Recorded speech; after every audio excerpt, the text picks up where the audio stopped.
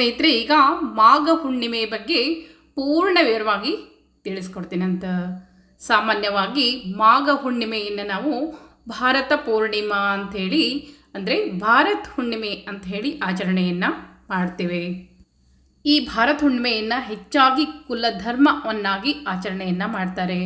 ಉದಾಹರಣೆಗೆ ನಮ್ಮ ಕಡೆ ಸೌದತ್ತಿ ಯಲ್ಲಮ್ಮ, ಕೊಪ್ಪಳದ ಹುಲ್ಗೆಮ್ಮ, ಮೈಲಾರದ ಮೈಲಾರಲಿಂಗ, ಹಿಂಗೆ ಏನು ಕುಲಧರ್ಮ ಅಂದರೆ ಕುಲದೇವರಿಗೆ ಆ ದಿನ ವಿಶೇಷವಾಗಿ ಪೂಜೆ ಇರ್ತದೆ.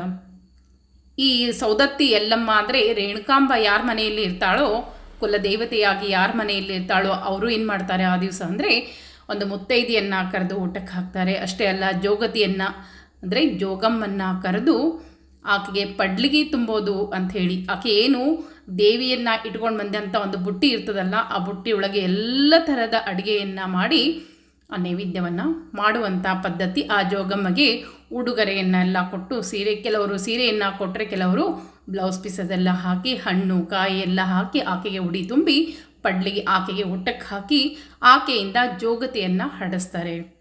ಅಂದರೆ ಆಕೆ ಹಾಡಿನಲ್ಲಿಯೇ ಎಲ್ರಿಗೂ ಮನೆ ಮಂದಿಗೆ ಆ ಒಂದು ಚೌರಿಯನ್ನು ಹಿಡ್ಕೊಂಡು ಬಂದಿರ್ತಾಳೆ. ಆ ಎಲ್ಲಮ್ಮನ ಹೆಸರನ್ನು ಹೇಳಿ ಅಷ್ಟರಿಗೂ ಮನೆ ಮಂದಿಗೆ ಆಶೀರ್ವಾದವನ್ನು ಮಾಡ್ತಾಳೆ. ಇದನ್ನು ನಾವು ಪಡ್ಲಿಗೆ ತುಂಬೋದು ಅಂತಲೇ ಹೇಳ್ತೇವೆ. ಆ ದಿನ ಕುಲಧರ್ಮ ಇರ್ತದ, ಆಚರಣೆಯನ್ನು ಮಾಡ್ತಾರೆ.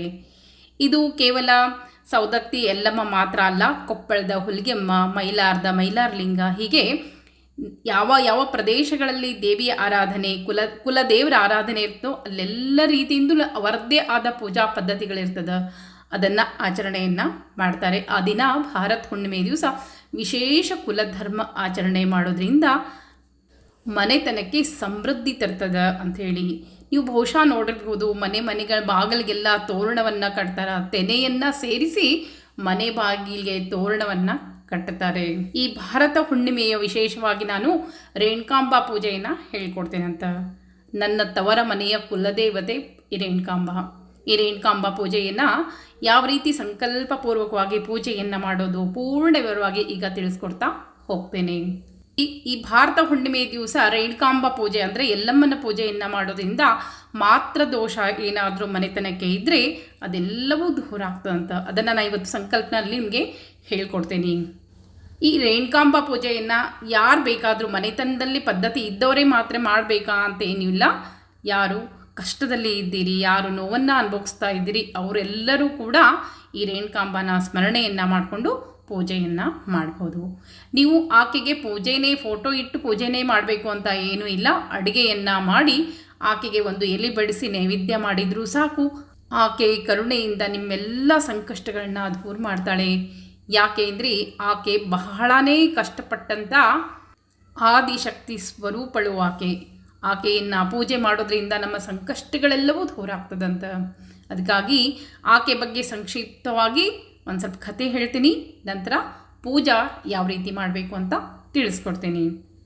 ಕಾಶ್ಮೀರದ ಅರಸು ರೇಣುಕರಾಜನಿಗೆ ಎಷ್ಟೋ ವರ್ಷಗಳು ಮಕ್ಕಳೇ ಆಗೋದಿಲ್ಲ. ಆಗ ಅಗಸ್ತ್ಯ ಋಷಿಗಳ ಒಂದು ಆಶೀರ್ವಾದವನ್ನು ಪಡೆದು ಪುತ್ರಕಾಮೇಷ್ಟಿ ಯಾಗವನ್ನು ಮಾಡ್ತಾರೆ. ಪುತ್ರಕಾಮೇಷ್ಟಿ ಯಾಗವನ್ನು ಮಾಡಿದಂಥ ಕಾಶ್ಮೀರದ ಅರಸ ಮತ್ತು ಅವನ ಹೆಂಡತಿಯಾದಂಥ ಭೋಗವತಿಯ ದಂಪತಿಗಳ ಮಗಳಾಗಿ ಯಜ್ಞಕುಂಡದಲ್ಲಿ ಜನಿಸಿದಂಥ ಶ್ರೀ ರೇಣುಕಾದೇವಿ ಸಾಮಾನ್ಯಳಾಗಿರದೆ ದೈವಿ ಸ್ವರೂಪವನ್ನು ಪಡೆದುಕೊಂಡು ಆಕೆ ರೇಣುಕರಾಜನಲ್ಲಿ ರೇಣುಕಾದೇವಿ ಎನ್ನುವ ಹೆಸರನ್ನು ಪಡೀತಾಳೆ. ಆದಿಶಕ್ತಿಯ ಸ್ವರೂಪವಾಗಿದ್ದು ಸಿದ್ಧಾಚಲ ಪರ್ವತದಲ್ಲಿ ನೆಲೆಸಿ ಜಮದಗ್ನಿ ಪತ್ನಿಯಾಗಿ ತನ್ನ ಪಾತಿವೃತ್ಯದಿಂದ ಮಹಾಮಹಿಮಳಾಗಿ ಇಂದಿಗೂ ಕೂಡ ಜನಸಾಮಾನ್ಯರ ಆರಾಧ್ಯ ದೈವವಾಗ್ತಾಳೆ.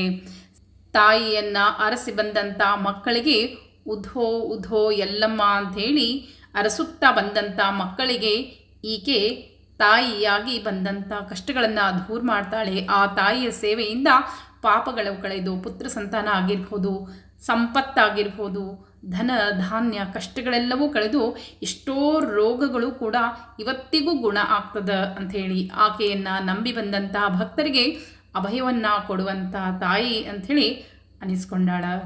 ಮಹಾಮಹಿಮಳಾದಂಥ ರೇಣುಕಾಂಬೆಯನ್ನು ಗುಡ್ಡದ ತಾಯಿ ಅಂಥೇನೆ ಆಕೆಯನ್ನು ಭಕ್ತರು ಕರೀತಾರೆ.